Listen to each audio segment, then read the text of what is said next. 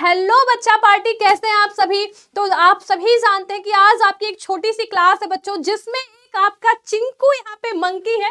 इसका नाम आज से आप सभी को पता होना चाहिए, ये चिंकू है। ठीक है, चिंकू यहाँ पूछ रहा है कि आज का सुपर डोज क्या है। अब बात करें मैम ये सुपर डोज क्या है, तो बच्चों देखो इस सुपर डोज में मैं आपके लिए लेके आई हूँ कितने क्वेश्चंस, 20 क्वेश्चंस। और ये ऐसे क्वेश्चंस है बच्चों जो आप किसी भी एग्जाम के लिए बैठे, चाहे वो एसएससी हो, रेलवे हो, एनटीपीसी, कोई भी एग्जाम हो, एसएससी अगर हम बात करें स्टेट पीसीएस लेवल का एग्जाम हो, हर एग्जाम में कुछ ऐसे क्वेश्चंस हैं जो हर बार बात करें किसी ना किसी एग्जाम में जरूर रिपीट होते हैं।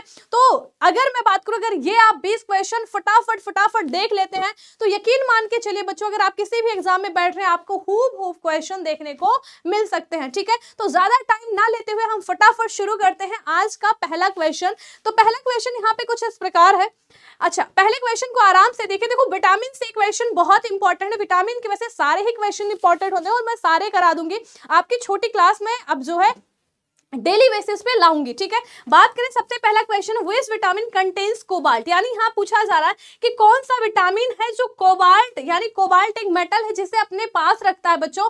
तो देखो यहाँ पे सबसे पहली बात आपको क्या करना है कि आपको सभी विटामिन के क्या नाम याद रखें, सभी विटामिन के आपको केमिकल नेम पता होने चाहिए। ठीक है, अब जानते हैं हम क्या करते हैं, अगर हम विटामिन B12 की बात करें तो इसका नाम है साइनोकोबाल्मिन। ठीक है, साइनोकोबाल्मिन। ठीक है, साइनोकोबाल्मिन की बात करूं मैं, तो देखो यहाँ पे एक शब्द पकड़ लो, यहाँ पे एक शब्द पकड़ लो, कोबाल। ठीक है, अब कोबाल अगर यहाँ पे एक शब्द पकड़ते हैं तो देखो कोबाल और कोबाल्ट कितना मैच करता है, तो यहाँ पे इस हिसाब से आपका ऑप्शन ए सही चला जाएगा। ठीक है, थोड़ी सी बात अगर मैं विटामिन ए के बारे में बताऊं तो इसे रेटिनॉल कहा जाता है। ठीक है, क्या कहा जाता है मैम, रेटिनॉल कहा जाता है। ये आंखों के लिए अच्छा होता है। विटामिन के बच्चों फाइलोक्विनान होता है, ब्लड क्लॉटिंग के काम आता है। ये आपका थका हुआ क्वेश्चन जैसा मैं कहती हूँ। ठीक है, ये ब्लड क्लॉटिंग के काम आता है। और बात करें ई तो इसे कहते हैं टोकोफेरॉल। ठीक है, कैसे याद रखेंगे, मेरी ब्यूटी कोमल टोको, यानी ये एक ब्यूटी विटामिन भी है। ठीक है, तो ये आप क्वेश्चन, पहला क्वेश्चन आपका काफी अच्छा है जिसका ऑप्शन नंबर ए यहाँ पर सही है। ठीक है, अगला क्वेश्चन जल्दी से ही देखेंगे। आपसे पूछा जा रहा है कि the gas used for artificial fruit ripening of green fruit. आपसे ये क्वेश्चन बहुत किसी भी एग्जाम में सीधा पूछा जा सकता है कि कौन सा केमिकली, यहाँ पे कौन सा केमिकल है बच्चों जो क्या होता है, कच्चे फलों को पकाने के काम में आता है। अब आप सभी जानते हैं कि जो है जब नेचुरली क्या होता है, फ्रूट पकता है तो वहां पे एक हार्मोन काम में आता है जिसे हम एथिलीन हार्मोन कहते हैं।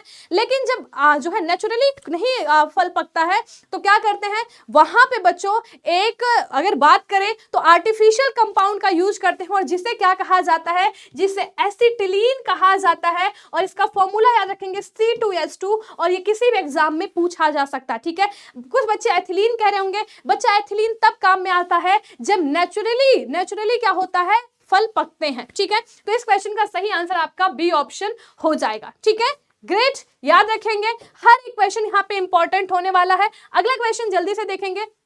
अच्छा, सेल, तो ऐसा कोई एग्जाम नहीं है जहां सेल से क्वेश्चन ना आ जाए। साइंस आ रही है तो वहां सेल से किसी ना किसी शिफ्ट में जरूर एक क्वेश्चन पूछेगा। और cell theory was given by, पूछा जरा सेल थ्योरी किसने दी, तो देखो सेल थ्योरी में रुडोल्फ विर्चो का भी नाम आता है। सेल थ्योरी में अगर हम बात करें तो ड्यूट्रोचैट का भी नाम आता है। लेकिन बात करें अगर सेल थ्योरी की बात की जाए तो वैलिड सेल थ्योरी किसने दी थी, तो आप सभी जानते हैं शेल्डन एंड शॉन। ठीक है, इन्होंने क्या कहा था शेल्डन एंड शॉन ने कि भाई जितने भी लिविंग्स हैं सभी सेल और सेल की प्रोडक्ट से मिलकर बने हुए हैं। और शेल्डन एंड शॉन ने ही क्या दिया था, सेल थ्योरी दिया था। तो आज के बाद आपको याद रखना चाहिए कि सेल थ्योरी किसने दिया था, शेल्डन और शॉन ने दिया था। मैम रॉबर्ट हुक ने क्या किया था, सेल की खोज की थी, सेल की खोज की थी बच्चों। आइए अगला क्वेश्चन आपके सामने है। अगला question, what may be the cause of mall function of thyroid gland. अब देखिए थायराइड ग्लैंड अपने आप में बहुत इंपॉर्टेंट है। ठीक है, सबसे इंपॉर्टेंट थायराइड ग्लैंड कहां पाई जाती है, नेक में यानी गर्दन में पाई जाती है। देखो ऐसी शेप होती है इसकी। अब ये कैसी शेप लग रही है, तो मैम ऐसी तो कोई शेप नहीं होती, कुछ ऐसी शेप होती है बच्चों। अभी मैं स्पेस कम है, ठीक है, तो मैं बना नहीं पा रही हूँ, लेकिन याद रखिएगा बटरफ्लाई शेप की है। किसकी है, बटरफ्लाई शेप की है, यानी तितली के शेप की है। ठीक है, और इसे ही हम एच शेप भी कहते हैं, इसे ही हम एच शेप भी कहते हैं। तो अगर हमें क्या करना, अगर हमें जानना है कि कैसे अगर थायराइड ग्लैंड अच्छे से काम करे, तो भाई नमक कम ही खाएं लेकिन अच्छा खाएं, आयोडीन की कमी नहीं होनी चाहिए। आयोडीन की कमी होगी तो थायराइड ग्लैंड अच्छे से काम नहीं करेगी, और आपको पता है थायराइड ग्लैंड अच्छे से काम नहीं करेगी तो बहुत सारी बीमारियां हो सकती हैं। ठीक है, अगला क्वेश्चन आपके सामने है, where is the secretion of lipase in the human body in context of digestion.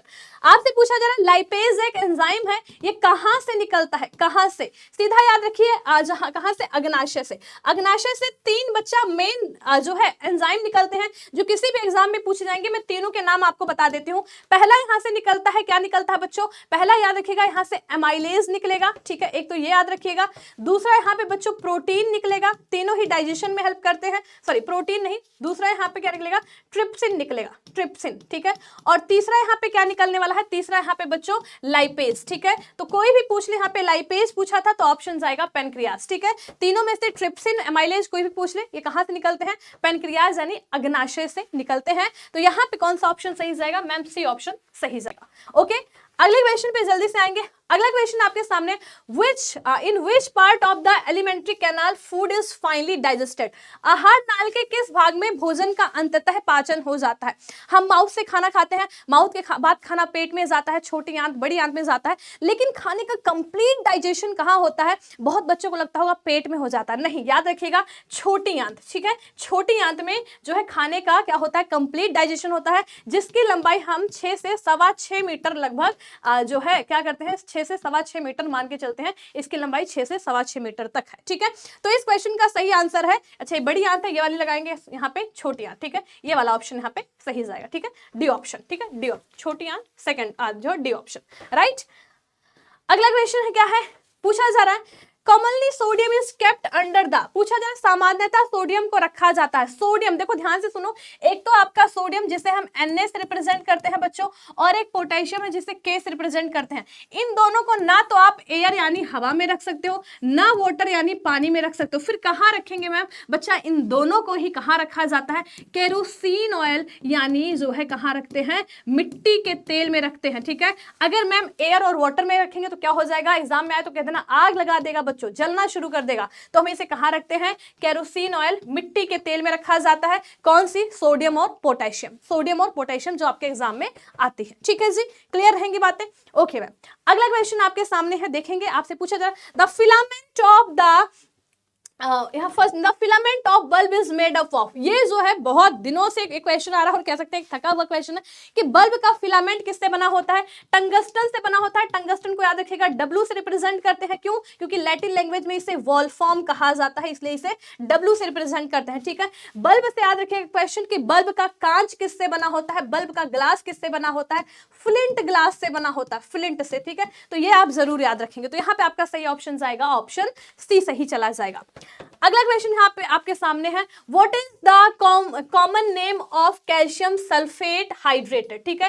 Calcium sulphate हेमीहाइड्रेटेड का सामान्यतः नाम क्या है, ठीक है। कैल्शियम सल्फेट हेमीहाइड्रेटेड का फॉर्मूला लिखें तो हेमी का मतलब होता है आधा, यानी पानी का आधा, ठीक है। कैल्शियम को लिखेंगे Ca और सल्फेट को लिखेंगे जो है SO4, और सेमी यानी हेमी का मतलब आधा पानी, ठीक है, यानी पानी का आधा मॉलिक्यूल। और क्या आप ये नहीं जानते हैं क्या होता है बच्चों, तो कैल्शियम सल्फेट हेमीहाइड्रेटेड को POP कहीं दिख रहा है, ये रहा प्लास्टर ऑफ पेरिस, इसे शॉर्ट में POP कहा जाता है, प्लास्टर ऑफ पेरिस, ठीक है। और अगर हम इसे पानी के 2 मॉलिक्यूल बना दें तो यहीं से हम क्या बना लेंगे, अगर हम यहाँ पे पानी के 2 मॉलिक्यूल और ऐड कर दें तो याद रखिएगा जिप्सम बन जाता है, और जिप्सम बहुत फेमस है फॉर योर एग्जाम, ठीक है, जिप्सम, ठीक। अगला क्वेश्चन आपके सामने है, क्या पूछा जा रहा है, which of the following is the second largest gland of the body, निम्नलिखित में से शरीर की द्वितीय बड़ी ग्रंथि कौन सी है। तो क्या याद रखेंगे, देखो द्वितीय पूछा गया, सेकंड, फर्स्ट पूछा होता कि सबसे बड़ी कौन सी है तो आराम से हम लीवर लगा देते, लेकिन दूसरे पे पूछा है तो सेकंड आप याद रखिएगा पैनक्रियाज, ठीक है। सेकंड कौन सी हो जाएगी, पैनक्रियाज यानी अग्नाशय, जहां से मैंने आपको बताया 3 एंजाइम निकलते हैं, अभी कुछ देर पहले बताया है।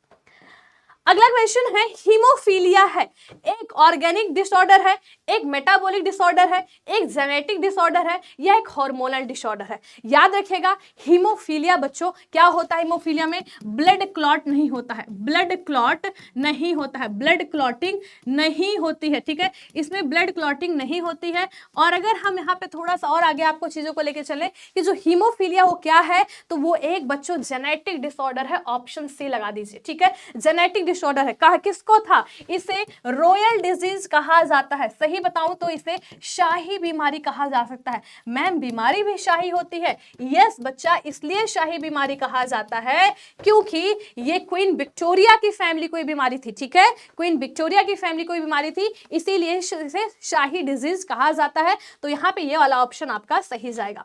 अगला क्वेश्चन है, gas release during the Bhopal tragedy was, ठीक है, भोपाल ट्रेजेडी जो हुआ था बच्चों, ठीक है, दिसंबर 19 समथिंग में हुआ था, याद नहीं आ रहा, लेकिन उसमें जो है कौन सी गैस रिलीज की हुई थी जिससे इतने लोगों की मौत हुई थी? तो ये जो है हर बार एग्जाम में क्वेश्चन बन सकता है और अपने आप में बहुत इंपॉर्टेंट क्वेश्चन रहता है, बहुत बार दिखाई देता है ये रिपीट होता हुआ, मेथिल आइसोसाइनेट, ठीक है, मेथिल आइसोसाइनेट यहाँ पे आपका सही आंसर जाएगा, ऑप्शन डी हम सही लगा देंगे।